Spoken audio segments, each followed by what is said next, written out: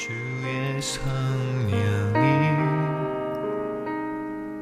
내게 임하셨으니. 하나님 말씀 누가복음 15장 11절에서 32절입니다. 또 이르시되 어떤 사람에게 두 아들이 있는데 그 둘째가 아버지에게 말하되 아버지여 재산 중에서 내게 돌아올 분깃을 내게 주소서 하는지라. 아버지가 그 삶을 각각 나누어 주었더니 그 후 며칠이 안 되어 둘째 아들이 재물을 다 모아가지고 먼 나라에 가 거기서 허랑방탕하여 그 재산을 낭비하더니 다 없앤 후 그 날에 크게 흉년이 들어 그가 비로소 궁핍한지라. 가서 그 나라 백성 중 한 사람에게 붙여 사니 그가 그를 들로 보내어 돼지를 치게 하였는데 그가 돼지 먹는 쥐염 열매로 배를 채우고자 하되 주는 자가 없는지라. 이에 스스로 돌이켜 이르되 내 아버지에게는 양식이 풍족한 품꾼이 얼마나 많은가. 나는 여기서 주려 죽는구나.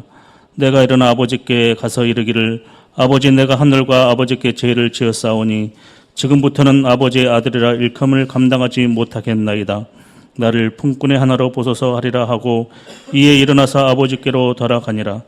아직도 거리가 먼데 아버지가 그를 보고 측은히 여겨 달려가 목을 안고 입을 맞추니 아들이 이르되 아버지, 내가 하늘과 아버지께 죄를 지었사오니 지금부터는 아버지 아들이라 일컴을 감당하지 못하겠나이다 하나.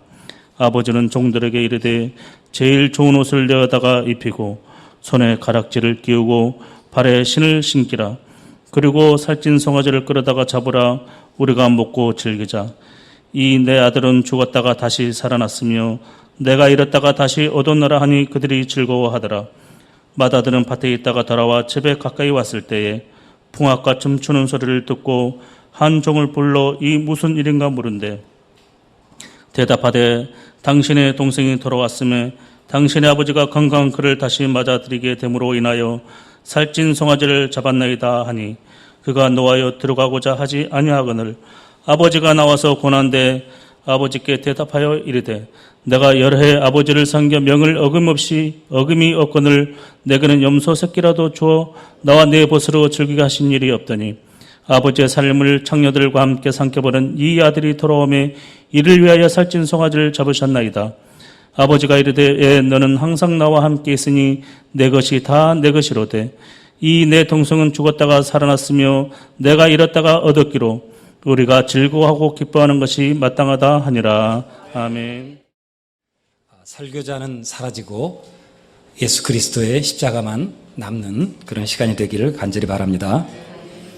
누가복음 15장은 예수님이 들려주시는 세 개의 비유가 들어있습니다. 다 쉽게 아실 수 있겠지만 청중은 제자들과 또 세리와 죄인 그리고 종교 지도자들입니다. 또 배경은 2000년 전 팔레스타인 지역 농촌을 배경으로 하고 있습니다. 현대의 도시에 사는 청중들에게는 이해가 잘 안 되는 내용이 들어있을 수 있고요. 또 당연하게 여길 만한 그런 내용들이 당시의 상황, 그 지역의 청중들에게는 정반대로 느껴질 수가 있습니다. 그런 이유 때문에 성경 속의 이야기는 해석이 필요합니다. 이 본문 이전에 나온 두 가지 비유, 잃은 양 한 마리를 찾는 너희 중에 어떤 사람의 이야기나 한 드라크마를 찾는 어떤 여자의 이야기는 오늘날이나 그 당시 사람이나 굉장히 이해하기가 쉬운 이야기죠. 특별히 어려운 점이 없습니다. 이해하는데. 다만 좀 특별한 점이 있다면 이런 점입니다. 이런 것을 찾은 기쁨은 알겠는데 찾고 나서 한 행동들이 좀 특이하긴 하죠. 동전 하나 찾았는데 이웃들 다 불러다가 잔치하고요. 양 한 마리 찾았는데 양 잡아가지고 잔치해요. 이게 무슨 말이냐면은 그 기쁨이라는 것이 돈으로 이렇게 평가할 수 없는 그런 큰 기쁨이라는 것을 그렇게 보여주고 있는 그런 예화가 이 이야기의 특징입니다. 이 작은 아들과 큰 아들의 비유로 구성된 오늘의 본문은 깨어진 관계와 회복을 통한 기쁨에 관한 이야기를 하고 있습니다. 비유 속의 두 아들과 아버지는 당시 문화 속에서는 결코 일어날 수 없는 그러한 행동들을 보여줍니다. 비유는 이를 통해 아버지로 비유되는 하나님이 어떤 분이신지를 보여주며 아들로 비유되는 청중들에게 반응을 요청하는 질문을 던지고 있습니다.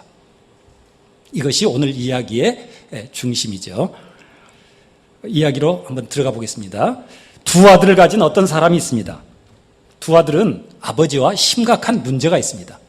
여기에 심각한 문제 있다고 성경에 나와 있지 않지만 그들의 행동을 봤을 때 이 두 아들은 심각한 문제가 있습니다. 혹시 작은 아들만 문제가 있다고 생각하시는 분이 있다면 뒤쪽에 읽어보시면 아실 수 있겠죠. 큰 아들도 문제가 있습니다. 어느 날 작은 아들이 아버지에게 유산을 미리 상속해 달라고 요구합니다. 오늘날에도 아버지가 멀쩡히 살아계시는데 유산 좀 먼저 나눠주세요 이렇게 요구하는 거 쉬운 일이 아니죠. 그런데 당시 팔레스타인은 이런 일이 결코 일어날 수 없는 사회였습니다. 이것은 아버지, 당신은 내게 죽은 존재나 다름없습니다라고 선언하는 그런 행위라는 것이죠. 이게 굉장히 심각한 아버지에 대한 모욕입니다. 오늘날은 잘 이해가 좀 안 되지만 그 당시에는 정말 그렇게 심각했습니다. 그런데 이 아버지는 그렇게 해줍니다. 이야기를 듣고 있던 청중들은 아마 작은 아들에 대해서 분개하면서 아버지도 이해할 수 없다고 화를 냈을 것이고 또 그런 아들이 혹 있다면 돌을 던져 죽여야 한다고 또 공동체에서 쫓아내야 한다고 아마 그렇게 말하면서 굉장히 화를 냈을 것입니다.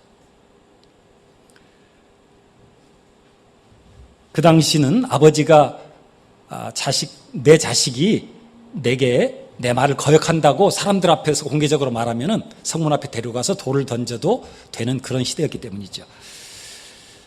중동의 모든 문헌에 보면 고대부터 현대에 이르기까지 아버지가 건강하게 살아계신데 유산을 요구하는 예는 단 한 곳도 나타나지 않습니다. 케네스 베일리라는 학자가 선교사의 자녀로서 또 그리고 자신이 선교사로서 이집트와 레바논, 팔레스타인 그리고 이스라엘 등에서 20세기 후반경에 약 40년 동안을 살면서 이것에 대해서 조사를 했습니다. 15년 정도에 걸쳐서 실제로 수백 명의 사람들에게 이것에 대해서 질문을 했습니다. 아버지에 대한 유상상속에 대해서 질문을 했을 때 이 성경의 내용을 가지고 그들 모두는 그런 일은 전혀 없으며 결코 안 된다고 대답했습니다. 절대로 안 된다고 대답했습니다. 만약에 요구한다면 틀림없이 아버지가 아들을 때릴 것이라고 말했습니다. 그 요구는 아버지가 죽기를 바란다는 뜻이기 때문에 그렇죠. 딱 두 번의 그 질문 중에서 수백 건 중에서 딱 두 번 그런 경우가 있었는데 한 번은 아들의 요구에 격노한 아버지가 그 큰아들을 집에서 내쫓았던 그런 경우가 하나 있었고요. 또 한 경우는 멀쩡한 아버지에게 자식이 요구하니까 아버지가 교구 목사님을 찾아가서 내 자식이 내가 죽으라고 요구하고 있습니다. 이렇게 하소연하더니 건강하던 아버지가 석 달 만에 죽었습니다. 진짜로. 후에 그 부인이 남편이 죽은 후에 그 목사님에게 이렇게 이야기합니다. 남편은 그날 밤에 죽었습니다. 그날 밤 아들이 유산을 요구했던 그날 밤에 죽었다는 이야기죠. 이게 유산을 미리 요구하는 그 시대 사람들이 말하는 의미입니다. 진정한 의미. 오늘날하고는 좀 많이 다른 그런 의미죠. 그런 의미를 갖고 그런 상황에서 이런 일이 일어났을 때 그 아버지가 하는 반응이 얼마나 이상한 것인가 하는 것을 우리가 한번 생각해 볼 수가 있습니다. 또한 일반적이라면 이 경우에 큰아들이 동생을 꾸짖거나 아버지에게 아버지 안 돼요. 그러시면 안 돼요라고 말 한마디만 했어도 그 일은 일어날 수가 없는 일입니다. 왜냐하면 유산을 각각 나눠줘야 되는데 한 사람이 동의하지 않으면 나머지 한 사람도 받을 수가 없어요. 그런 형태로 되어 있었기 때문에 이 이야기는 각각 재산을 나눠줬다는 이야기는 결국 큰아들도 역시 아버지와 심각한 문제를 갖고 있었으며 역시 작은 아들과 마찬가지로 아버지와의 관계가 아주 좋지 않다는 것을 보여주고 있습니다. 어쨌거나 아버지는 아들들의 뜻에 따라 재산과 살림을 각각 나눠줍니다. 그런데 혹 나이가 많아 유산을 미리 분배할 경우가 있다고 할지라도 아버지가 자기의 뜻에 따라서 나 죽을 날이 얼마 안 남았으니까 이제 분배하겠다고 해서 분배할 경우에도 내가 죽을 때까지는 이 재산을 너희가 처분할 수 없다라는 것을 단서를 달게 되어 있습니다. 그런 관례를 깨고 아버지는 작은 아들에게 재산의 처분권을 주죠. 이게 이 아버지의 독특한 점입니다. 그러자 작은 아들은 서둘러서 자기 몫의 유산을 정리해서 이제는 자유롭게 내가 하고 싶은 대로 살게 되었다면서 아버지의 집을 떠나 먼 나라로 갔습니다. 우리는 여기까지 이야기를 통해서 이 아버지가 매우 자비롭고 너그럽다는 것을 알 수가 있습니다. 보통의 부모, 우리 같은 부모, 여러분들은 어쩌실지 제가 모르겠습니다만은 저 같은 경우는 제 품에 아이가 있는 것이 안전하다는 것을 그렇게 믿죠. 안전한지 안 한지 확실할 수는 없지만은 안전하다고 저는 그렇게 믿습니다. 그래서 야, 그거 안 돼라고 꾸짖거나 아니면은 야, 너 그러면 안 돼. 나한테 좀 더 있다가 좀 더 나이 들어서 뭐 어쩌고 해서 이렇게 막 설득을 하거나 또는 강압적으로 택도 없는 소리 하지 마. 뭐 이런 식으로 강압적으로 붙들어 놓는 것이 일반적인 부모의 모습이 대부분의 모습일 것입니다. 그런데 이 아버지는 둘째 아들이 실패할 것을 분명히 예견했을 것임에도 불구하고 재산을 나누어 주죠. 자식들의 의견을 존중합니다. 세상의 아버지가 결코 할 수 없는 일을 하고 있는 이 아버지는 예수님께서 청중들에게 알려주시려고 하는 하나님의 자비로운 성품을 보여주는 아버지입니다.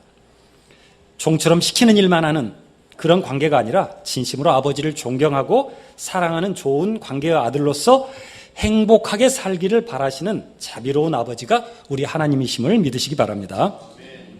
이야기가 계속되어집니다. 사회 경험이 없는 아들은, 작은 아들은 먼 나라에서 허랑방탕하여 돈을 다 날립니다. 여기서 허랑방탕하다라는 말은 제가 헬라어 안 쓰려고 했는데요. 그냥 어쩔 수 없이 쓰겠습니다. 존 아소토스라는 단어입니다. 이 단어는 성경에 단 한 번 나오는 단어입니다. 여러 군데서 나오지 않습니다. 그렇기 때문에 뜻이 해석하기 약간 좀 어려움이 있는 단어입니다만은 기본적으로 우리의 예상과는 달리 이 단어에는 윤리적인 의미가 포함되어 있지 않습니다. 우리는 이 단어를 30절에 나오는 큰아들의 관점, 창기들과 함께 다 탕진했다라는 그런 그 큰아들의 관점으로 이 단어를 대입해서 이해하는 성향이 있어서 이 허랑방탕하다를 아들이 막 그냥 작은 아들이 그렇게 윤리적으로 잘못 살았다 뭐 이런 식으로 이해하는 경우가 있는데 사실 이 단어에 그런 뜻이 포함되어 있지 않다는 것을 제가 잠깐 다른 이 당시에 쓰여진 다른 문헌에서 쓰여진 용도를 통해서 한번 말씀을 드리겠습니다. 이 단어의 원래는 존 살다라는 좌우 동사의 그 분사형과 또 느슨하게 낭비하는 규모가 없이라는 뜻의 아소토스가 합쳐진 단어인데요. 규모 없이 살면서 또는 구제불능하게 살면서 뭐 이런 의미가 보다 더 정확한 의미가 될 수 있겠습니다. 그 당시의 역사 기록인 요세푸스의 유대 교회사, 유대 고대사 뭐 이런 책이 있는데요. 이 책에 이런 이야기가 나옵니다. 유대 지역의 세금 징수관 요셉이라는 사람에게 힐카누스라는 막내 아들이 태어납니다. 근데 그 막내 아들이 굉장히 좀 뛰어났습니다. 그래서 형들에게 굉장히 시기를 받았습니다. 그래서 요셉은 이 요셉도 그의 능력을 테스트해 보려고 이집트 왕의 등남 사절로 보내기로 결정을 합니다. 왕의 등남 사절로 보내기로 결정을 해서 그 힐카누스가 요구를 하면은 10달란트 정도를 내주어서 예물로 사용하게 하라는 편지를 들려가지고 힐카누스에게 들려가지고 알렉산드리아에 있는 그 요셉의 재산관리 집사인 아리온에게 보냅니다. 이름이 여러 개 나오니까 좀 헷갈리지 마십시오. 아리온은 요셉의 이 재산을 관리하고 있는 재산관리 집사입니다. 근데 알렉산드리아, 그 이집트의 그 카이로 옆에 있는 알렉산드리아 그 대도시에서 그 재산을 관리하고 있는 사람이었습니다. 이 사람은 3,000달란트를 관리하고 있었습니다. 3,000달란트를.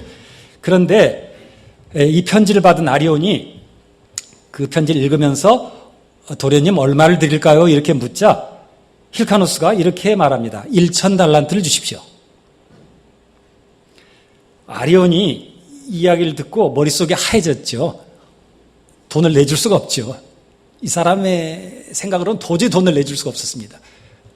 도련님 어렵겠습니다. 안 되겠는데요. 그러니까 이 힐카누스는 아들의 권위로 이 아리온을 옥에다 가둬버리고 1,000달란트를 가지고 큰 시장, 노예 시장으로 갑니다. 노예 시장에 가가지고 가장 뛰어난 노예, 건장하고 예쁘고 그런 노예 남녀 100명씩을 삽니다.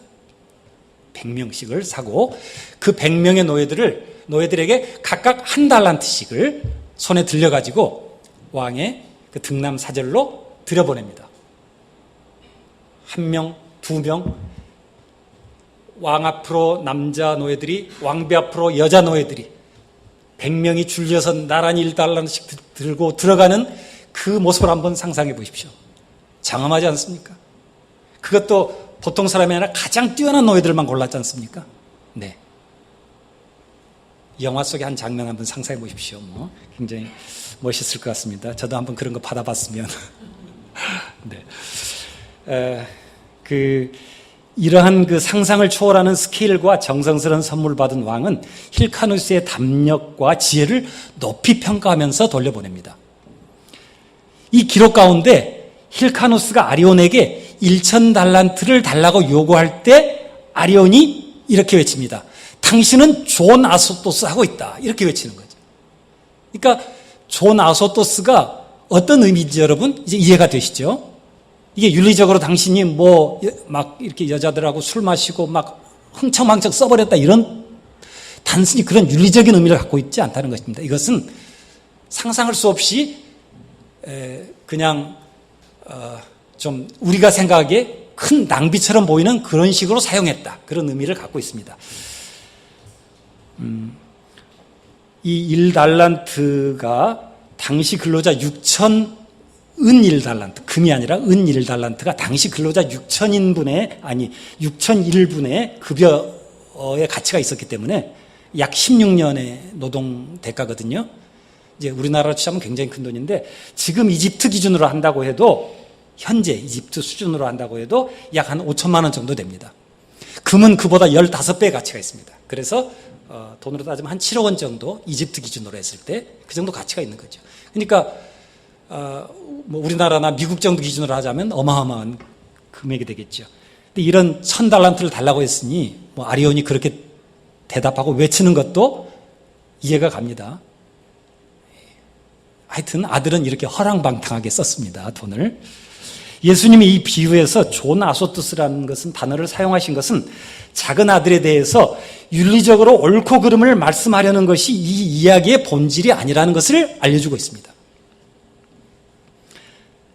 만약 우리 중 어떤 사람이 자신의 죄가 너무 더럽고 악하고 많아서 하나님의 자비를 얻을 자격이 없다는 생각을 가지고 있다면 이 단어가 이렇게 쓰였다는 점에 깊이 유념을 해 주시기 바랍니다.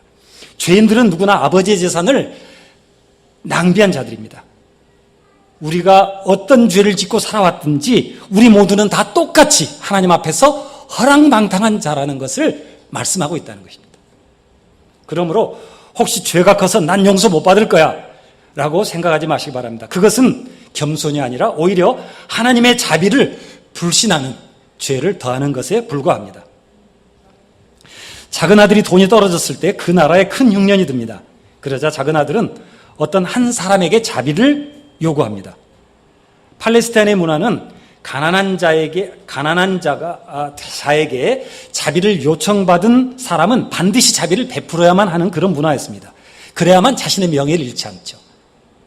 명예 문화입니다. 우리나라도 좀 그런 게 있지만 거기는 훨씬 심했습니다. 그래서 제가 얼마 전에 TV에서 그런 걸 본 기억이 납니다. 근데 거기에서 그 이스라엘에서 보니까 그 거지가 그 자선을 요구할 때 굉장히 당당하게 요구한다고 하더라고요. 그러면서 그 배경을 설명하는데 그 돕는 것이 그 하나님의 그 선을, 덕을 세우는 일이기 때문에 그 사람은 당연히 도와야 되고 이 적선하는 사람이 오히려 그 사람에게 선을 행할 기회를 주는 거기 때문에 굉장히 당당하게 요구한다. 이런 그 대답을 하는 걸 제가 들은 기억이 나거든요. 어쨌거나 명예를 중시하는 이 사회에서 이 자비를 베풀어야만 하는 이 상황에 요구를 받은 이 사람은 명예는 지키고 싶었는데 자비는 베풀고 싶지 않았던 모양입니다. 인간의 본성이 그렇지 않습니까? 명예는 지키고 싶지만 뭔가 내 돈 잃기는 싫었던 그런 사람. 이 사람은 이방인이었기 때문에 더더욱 그랬을 것입니다. 그래서 그가 세상이 통상적으로 쓰는 방법을 쓰는데요. 그것은 자비를 요청한 사람이 절대로 하지 않을 만한 그런 일을 시키는 거죠. 그게 뭐냐면은 돼지를 치게 하는 일이었습니다. 그렇게 하면 돈도 지키고 나 그거 못해. 그러니까 돈을 안 줘도 되고 자비를 거절한 것도 아니기 때문에 명예도 지킬 수 있었던 것이죠. 세상 사람들은 이것을 지혜라고 부릅니다. 우리는 그걸 지혜라고 하지 않지만 세상 사람들은 그걸 지혜라고 하죠.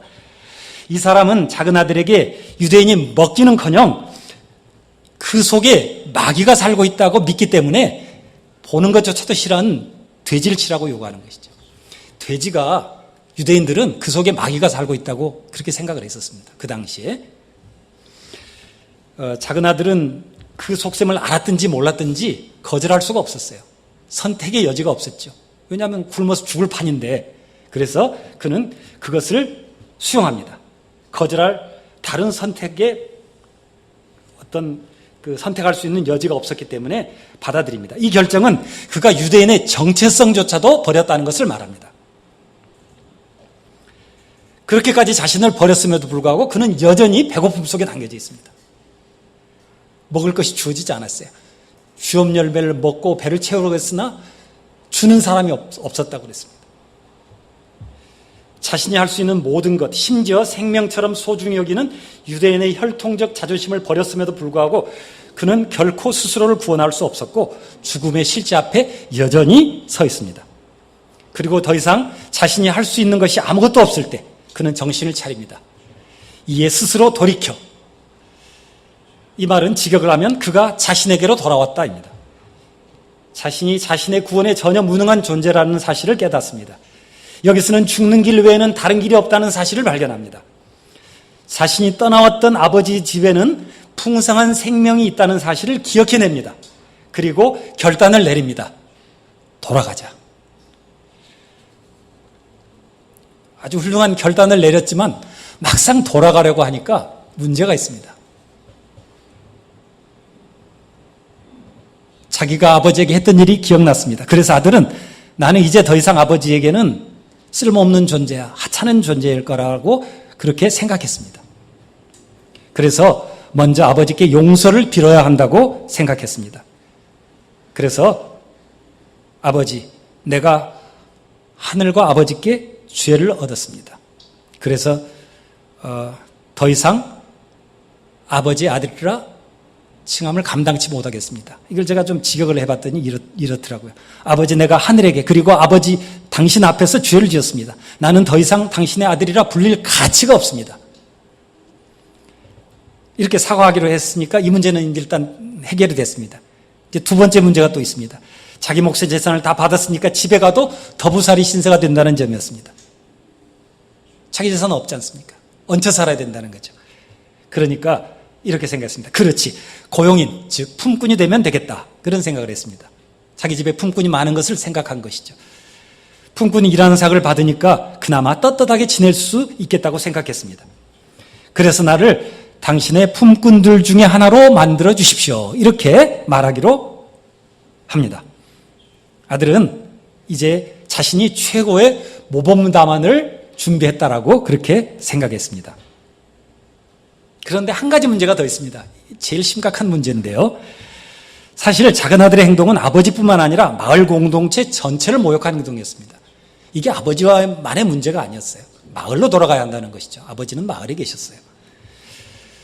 공동체 전체를 모욕했기 때문에 또 공동체의 규율과 하나됨을 깨뜨렸기 때문에 마을 사람들의 멸시와 천대는 당연하고 마을 공동체가 그를 받아주지 않을 것이 분명했습니다. 더군다나 그는 유대인의 정체성마저도 버렸습니다. 10중 8구 도를 맞게 될 것이 분명합니다. 아무리 생각해도 묘책이 없죠. 이건 아버지 문제가 아니라 마을 사람들하고 문제인데 뭐 대책이 없습니다. 그래서 결국 그래, 굶어 죽으나 돌 맞아 죽으나 죽는 건 매 한 가지니까 혹시 운이 좋으면 아버지 체면 봐서 마을 사람들이 나 안 죽일 수도 있겠다, 그런 희망을 갖고 돌아가기로 합니다. 뭐 어쨌거나 거기서도 죽고 마을로 돌아가서 돌 맞아도 죽고 굶어 죽어 뭐 죽는 건 마찬가지니까 혹시 운 좋으면 이렇게 하고 돌아갑니다. 이 아들은 떠나는 것은 자기 마음대로 할 수 있었지만 아버지께로 돌아가는 것은 자기 마음대로 될 수 없다는 것을 잘 몰랐습니다. 광야지대의 마을은 평지보다 높은 곳에 있습니다. 아들이 아직 마을에서 멀리 있는데 마을이 소란스러워지죠. 한낮에 광야를 걸어오는 남루한 사람은 누가 봐도 눈길을 끌 수밖에 없습니다. 낮에 많이 여행을 잘 안 다니죠. 더우니까. 도대체 누굴까? 불안한 것 같은데 조심해. 이렇게 수군거리고 있을 때 아버지는 멀리서 나타난 아들을 알아봅니다. 그리고 그 아들을 불쌍히 여겼습니다. 그 아들은 도저히 용서할 수 없을 만큼 모욕을 주고 떠났던 아들입니다. 멀리서 봐도 한눈에 알아볼 만큼 거짓 차림을 보니까 망한 것은 분명합니다. 부자가 돼서 엄청난 가축대와 금은 보화를 싸들고 와도 그때 모욕을 생각하면 사실 꼴도 보기 싫을 수도 있습니다만은 그런데도 불구하고 아버지는 아들을 불쌍히 여겼습니다. 여러분이라면 불쌍하겠습니까? 초등학생 아들이 올 시간이 한참 지났는데 연락도 없다가 울면서 들어옵니다. 보니까 큰맘 먹고 지난 주일 백화점 가서 사입힌 고급 브랜드 옷이 찢어져 있습니다. 이번 주일날 새롭게 산 최고급 기능성 운동화 한 짝을 잊어버리고 들어왔습니다. 4살이나 어린 조그만 아이를 놀리다가 싸웠는데 맞았답니다. 내 앞에서 울고 있는 그 아들이 불쌍하겠습니까? 여러분 불쌍하게 느껴지시겠습니까? 화부터 안 나겠습니까? 저라면 열불나서 오히려 더 두들겨 패고 싶은 마음이 들었을 겁니다. 제 명예에 먹칠을 했기 때문에 더 화가 났을 것입니다. 그러나 아버지는 불쌍히 여겼습니다. 여러분 우리가 누군가를 불쌍히 여기면 달려나가서 맞이합니까? 정말 반가운 사람이라면은 또는 그 사람을 보면 너무너무 기뻐서 사랑해서 뭐 그런 이유로 뛰어나가서 맞이한다면 동의가 됩니다. 그런데 불쌍히 여겨서 달려나가 맞이한다는 얘기는 저는 수긍하기가 좀 어렵습니다. 수긍이 안 되더라고요. 불쌍한데 왜 달려나가서 맞이하지? 아버지의 마음이 정말로 막 자식을 사랑하는 마음이 뜨거워서 그랬다? 뭐 그렇게 생각을 옛날에 했었습니다. 근데 그런 것이 아닌 것을 조금 제가 주의를 하면서 생각을 해봤습니다. 왜일까를 생각해 봤더니 여기에 이야기의 핵심이 있다는 것을 발견하게 되었습니다. 한번 잘 들어보시기 바랍니다. 오늘날과 달리 당시 마을은 운명 공동체와 같습니다. 제가 조금 전에 말씀드렸다시피 그 공동체, 아들은 공동체의 재산을 팔아서, 그러니까 공동체가 우리 거라고 생각하는 재산, 비록 아버지 이름으로 되어 있지만 우리의 것이라고 생각했던 그 재산을 팔아서 나갔고 그 이방 나라에 가서 허랑방탕에 써서 다 없애버렸고 또 유대인의 공동 그 채성, 그러니까 정체성까지도 버리고 잊어버리고 온 그 아들을 결코 받아들일 수가 없다는 사실을 말씀드렸습니다. 그래서 그것을 지키지 못하는 사람은 마을에서 쫓겨나거나 돌을 맞게 됩니다. 맞아 죽느냐 굶어 죽느냐 이 차이밖에 없습니다. 이런 사회에서 작은 아들은 공동체의 규율을 배반했고 공동체 재산을 탕진했기 때문에 마을 사람들은 결코 아들을 받아들일 수가 없었습니다. 아버지는 아들이 이 공동체의 요구를 만족시켜야 한다는 것을 알고 있었습니다. 공동체의 요구. 맞아 죽거나 쫓겨나거나 하는 그 공동체의 요구를 아들이 만족시켜야 한다는 것을 아버지는 알고 있었습니다. 그렇지 않고는 아들이 마을로 들어올 수가 없었고 또 아들은 죽임을 당하거나 마을 밖으로 쫓겨나면 광야에서 죽는 길밖에 없었죠. 배고프면은. 그것을 알고 있었습니다. 아버지는 아들이 치러야 할 멸시와 모욕을 자신이 치르기로 작정합니다. 아들이 불쌍해서 아들을 대신해서 내가 그것을 치르겠다. 대신해서 치르겠다라고 결정합니다. 그래서 이런 장면이 나타납니다. 성경에. 사람들의 시야에 귀인의 옷을 입은 한 사람이 마을을 가로질러 그에게 달려가는 것이 보입니다. 아들에게 모욕을 당했던, 한동안 그 일로 비난받았던 그 아버지가 달려가고 있습니다. 그 모습을 본 마을 사람들이 한결같이 말합니다. 지세 좋으신 양반이 뛰다니 채통 없이 그게 뭐야? 아들에게 모욕당하더니 정신이 나간 게지라고 손가락질하며 비웃습니다. 긴 옷을 입은 사람이 뛴다는 것은 상상할 수 없는 시대였습니다. 이조 시대에 또 양반은 뛸 수 없다는 것이 불문율이었죠. 양반은 결코 뛰지 않습니다. 아무리 비가 쏟아져도 뛰지 않습니다. 여기도 마찬가지였습니다. 아버지는 그 마을에서 뛰는 것이 결코 허용되지 않는 신분에 있는 사람이었습니다. 그런데 마을로 뛰어나갑니다. 긴 옷을 입고. 마을 사람들에게 멸시와 조롱을 당할 일을 아버지가 지금 하고 있다는 것입니다. 그런데 더 놀라운 일이 일어납니다. 달려간 아버지가 남루한 거린을 끌어안더니 볼을 계속해서 맞춥니다. 이 장면은 마을 사람들뿐만 아니라 그 아들조차도 전혀 예상하지 못했던 상황입니다. 그렇지만 아들은 당황하면서도 준비했던 말을 꺼내죠. 아버지, 내가 아들과 아버지께 죄를 지었습니다. 아니, 하늘과 아버지께 죄를 지었습니다. 나는 더 이상 아버지, 아들이라 부를 가치가 없습니다. 그런데 다음 말이 이어지지 못하고 있습니다. 분명히 성경에 그 다음 말이 이어지지 않고 있죠. 빠져 있습니다. 그 순간 아버지가 함께 따라 나온 종들을 부르더니 아들에게 가장 좋은 옷을 갖다 입히고 손에 인장반지를 끼우고 신을 신기라고 말합니다. 돼지와 함께 지냈던 옷을 벗기고 가장 좋은 아들의 옷을 입혀서 아들의 정체성을 회복시켜줍니다. 인장반지를 끼워서 아들의 권리를 회복시켜줍니다. 신발을 신겨서 아들이 완전한 자유인이 되었다는 것을 선언합니다. 아들은 아버지가 달려나오며 마을 사람들이 손가락질과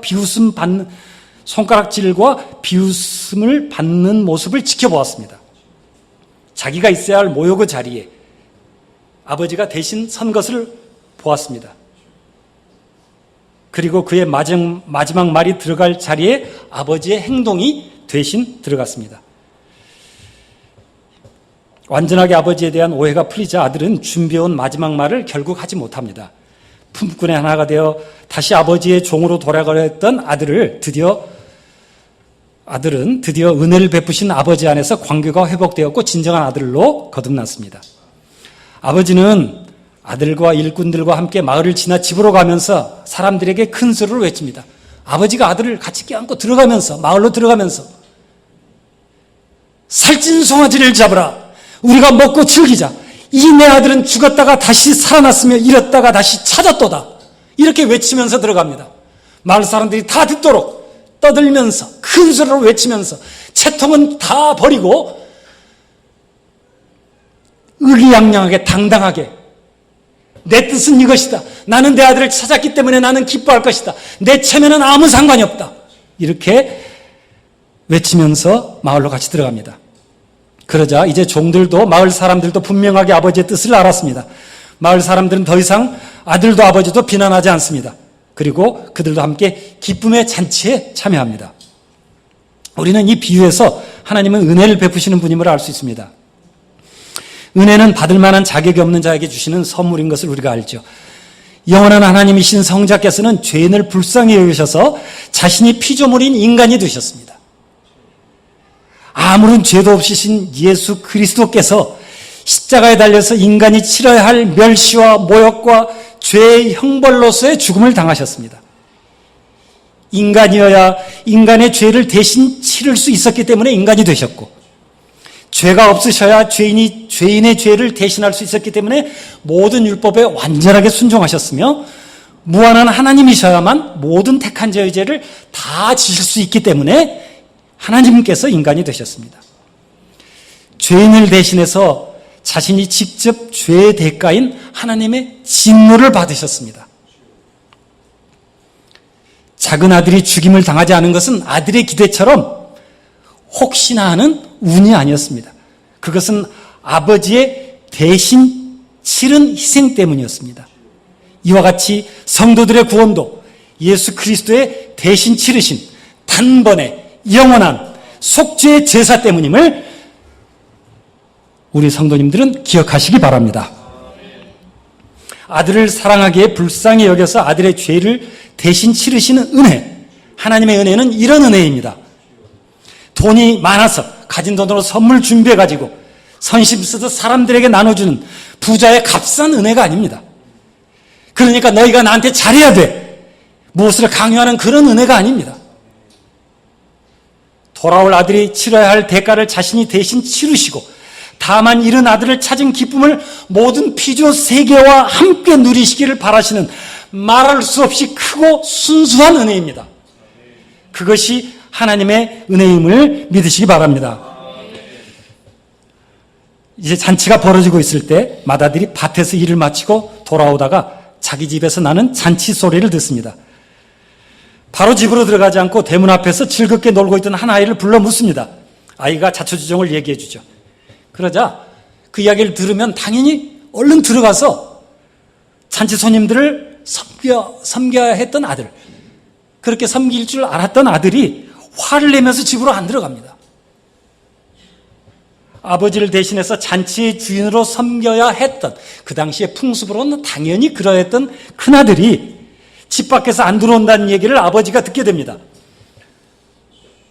그래서 아버지는 다시 집 주인으로서 손님들을 접대하던 그 중요한 일을 잠시 멈추고 밖으로 뛰어나옵니다. 이 일 또한 팔레스타인에서는 작은 아들을 맞으러 달려나갔던 것만큼이나 파격적이고 조롱받을, 손님들에게는 이해할 수 없는 무례한 행동입니다. 욕얻어 먹을 만한 그러한 일이라는 것입니다. 아버지는 이 일을 또 합니다.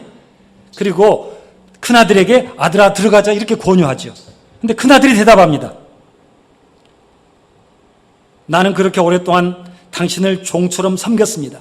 또한 당신의 명령을 어긴 일이 결코 없습니다.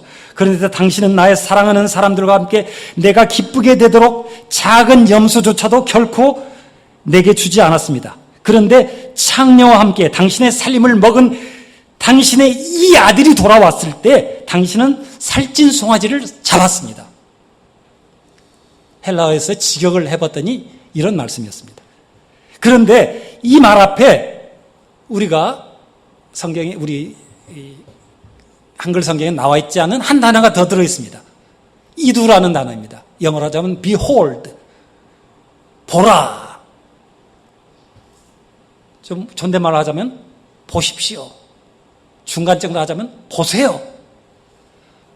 조금 심하게 말하면 이보세요. 당신이 말이야. 아버지가 아니라 당신이 말이야. 나는 당신에게 이렇게 열심히 일했는데, 종처럼 열심히 일했는데, 나한테는 양 한 마리, 염소 한 마리도 안 줬는데, 창기가 먹어버린 이 아들에게는 살찐 송아리 잡았단 말이야. 이 아들에게는, 내 동생도 아니고 이 아들에게는 당신이 이랬잖아. 지금 이렇게 따지고 있는 거예요. 이 말이 지금 이 뜻이에요. 이런 분위기라는 것이에요. 이 얼마나 참혹한 이야기입니까? 얼마나 기막힌 모욕입니까? 큰아들은 아들임에도 불구하고 풍분처럼 아버지를 섬기며 살았습니다. 아버지를 사랑하지 않았습니다. 그는 아버지가 조롱받으면서도 자기를 권유하는 모습에서 아버지의 희생을 발견하지 못합니다. 아버지는 아들을 원하는데 큰아들은 여전히 품꾼으로 남아있기를 고집하고 있습니다.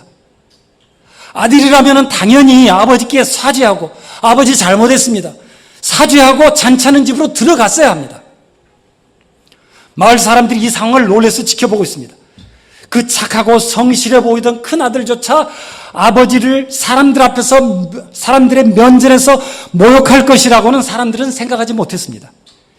당연히 아버지는 사람들 앞에서 모욕을 받았으니까 분노하면서 아들을 징계합니다. 뺨이라도 한 대 치고 아들에게 여보세요. 이 아들이 내게 이렇게 하는 걸 좀 보세요. 그러면서 아들을 그 자리에서 돌로 쳤어도 마땅할 그런 상황입니다. 그런데 아버지는 다시 설득합니다. 애야, 너는 항상 나와 함께 있다. 내 것이다, 너의 것이다. 너의 이 동생은 죽었다가 다시 살아났기에, 잃었다가 다시 찾아졌기에 우리가 즐거워하고 기뻐하는 것이 마땅하다. 이렇게 논리적으로 차근차근, 그리고 나와 너의 관계는 어떻고 너와 이 아이와의 관계는 어떻다라는 것을 다시 한번 논리적으로 명확하게 천천히 설명해 줍니다. 우리는 여기까지 이야기해서 하나님이 공평한 분, 공정한 분이라는 것을 알게 됩니다. 작은 아들에게 베풀었던 은혜를 큰 아들에게도 동일하게 베푸는 것을 볼 수 있습니다. 모욕을 감수하고 잔치자리에서 일어나 큰 아들을 위해서 밖으로 나옵니다. 그리고 자신을 모욕한 그리고 자신을 배반했던 이 두 아들에게 똑같은 희생과 인내로서 진정한 아들이 되어줄 것을 요청합니다. 하나님은 모든 사람이 구원을 받으며 진리를 아는 데 이르기를 원하십니다.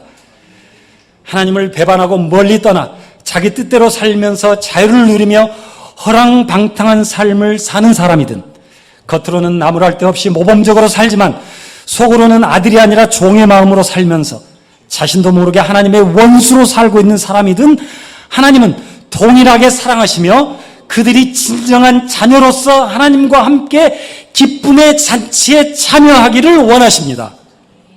나이가 얼마든지, 성별이 무엇이든지, 지위가 어떻든지, 피부색이 어떻든지, 재산이 얼마든지 상관없이 똑같이 예수님을 믿음으로만 구원해 주시는 공정한 하나님이십니다. 작은 아들은 자신에게 돈과 자기 마음대로 할 수 있는 자유만 있으면 얼마든지 행복할 줄 알았습니다. 아버지는 자유를 억압하며 자기 출세를 막는 존재라고 생각했습니다. 그래서 살아있는 아버지에게 어떤 모욕이 되더라도 재산을 받아 단호하게 아버지를 떠났습니다. 그러나 그는 인간적 자유와 자신의 생각으로 살다가 모두 잃고 난 후에는 죽음 앞에 직면합니다. 나는 여기서 줄여 죽는구나. 나는 여기서 줄여 죽는구나. 그제야 자신의 구원에 관해 전적으로 무능함을 압니다. 자신이 하늘과 아버지께 죄임을 이해합니다. 아버지 집에서는 품꾼조차 풍성한 삶을 누리는 것을 깨닫게 됩니다. 아버지는 자비로운 분이며 아버지께 가는 것만이 살 길임을 압니다. 용기를 내고 결심을 실천합니다. 아버지께로 돌아갑니다. 아버지의 크신 은혜로 인해 참된 회개를 하고 진짜 아들이 됩니다. 아들은 참 자유를 찾았습니다. 배고픔과 죽음을 벗어나서만이 아니라 참 아버지를 찾았기 때문입니다. 그래서 하나님의 자녀는 더 이상 나를 품꾼의 하나로 써달라는 말을 할 필요가 없습니다. 하나님의 자녀는 더 이상 하나님, 나 이런 열심히 할 테니까 나 이런 거 좀 많이 좀 주세요. 나 이런 거 좀 부자 좀 되게 해주세요. 이런 말 할 필요가 없는 거예요. 그건 아들이 요구하는 것이 아니라 그건 품꾼들이 요구하는 것이라는 말입니다. 하나님 아버지는 깨진 상실의 아픈 만큼 더 기뻐하십니다. 마땅히 하나님을 기뻐하며 영광을 돌려야 할 인간들이 하나님을 떠나 우상을 숭배하고 하나님을 원망하며 불신앙으로 범죄함으로 하나님을 모욕할 때 얼마나 마음이 아프셨겠습니까? 그 죄 때문에 공의로우신 하나님의 진노가 예수님께 쏟아 부어졌습니다. 역사상 그 어떤 하나님의 심판에도 자비가 남겨져 있었습니다. 그러나 인류 역사상 유일했던 자비 없는 하나님의 진노가 저주받아야 할 죄인들을 대신해서 나무 십자가 위에 달리신 죄 없으신 예수 그리스도에게 퍼부어졌을 때 우리는 그 고통과 힘듦이 얼마나 컸을지를 도무지 헤아릴 수조차 없습니다. 십자가 위에서 예수님이 받으셨던 그 하나님의 진노는 역사상 단 한 번도 없었던 전혀 자비가 포함되지 않은 완전한 섞인 것이 없는 하나님의 진노의 잔이 부어졌다는 것을 우리가 이해할 때 우리가 얼마나 큰 죄로 비참한 상태였었던 것을 우리가 알게 되며 그 은혜가, 그 진노를 받으신 예수님의 은혜가 얼마나 큰지 우리가 그것을 우리 마음속에 깊이 깨달을 수가 있게 될 것입니다. 율법이 육신으로 말미암아 연약하여 할 수 없는 것을 하나님은 하시나니 곧 죄로 말미암아 자기 아들을 죄 있는 육신의 모양으로 보내어 육신의 죄를 정하사 육신을 따르지 않고 그 영을 따라 행하는 우리에게 율법의 요구가 이루어지게 하려 하심이라. 독생자 예수 그리스도께서 받으신 고통의 무한한 크기만큼 회개하고 돌아온 죄인으로 말미암은 하나님의 기쁨은 온 우주보다 훨씬 크십니다. 그 기쁨으로 지금 예배하는 택하신 우리 성도님들을 기뻐하십니다. 아버지 하나님의 기쁨을 느끼시겠습니까? 하나님께서 우리를 구원하시기로 택하시고 성령의 능력으로 거듭나게 하시고 믿음의 선물을 주셔서 예수님을 믿고 회개했을 때 우리로 인해 하나님께서 기뻐하셨을 그 기쁨이 얼마나 크셨을지 여러분 그 기쁨을 여러분들도 함께 느끼고 누리시기를 바랍니다. 여러분 중 아직 하나님께로부터 멀리 떠나 계신 분이 계십니까? 우리가 진정한 자유의 자녀로 살기를 바라시는 자비로운 하나님, 자격 없는 자를 자녀로 회복시키려고 갚을 수 없는 무한한 은혜를 베푸시는 하나님, 누구든 어떤 허물이 있든 동일하게 공평함으로 자비와 은혜를 주시는 하나님께로 나아오시기 바랍니다. 하나님께로 가는 오직 한 가지 길이 있습니다. 주 예수님을 믿으십시오. 그리하면 당신과 당신의 집이 구원을 받을 것입니다. 이미 예수님을 믿어서 하나님의 자녀로 회복되셨습니까? 그렇다면 복음을 전하십시오. 잃어버린 하나님의 자녀를 찾고 찾아서 찾을 때마다 열리는 천국 잔치에 죽었다가 살아난 아들을 찾는 아버지의 마음을 갖고 감사와 큰 기쁨으로 함께 동참하시기를 바랍니다.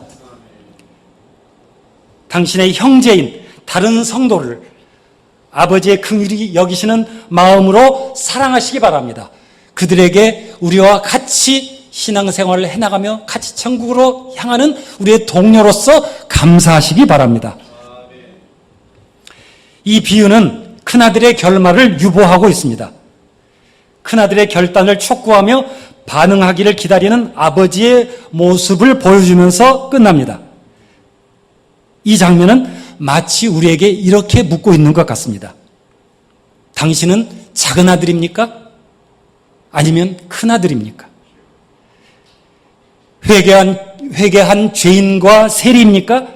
회개하지 않은 종교 지도자입니까? 여러분이라면 간절한 아버지의 이 요청에 어떻게 반응하시겠습니까? 기도드리겠습니다. 자비롭고 은혜로우신 공정하신 하나님 아버지, 우리 모두가 예수 그리스도를 믿음으로 영원한 하나님의 천국 잔치에 기쁨으로 참여하는 아버지의 참 자녀로 살아가도록 도와주시옵소서. 예수님의 이름으로 기도드립니다. 아멘.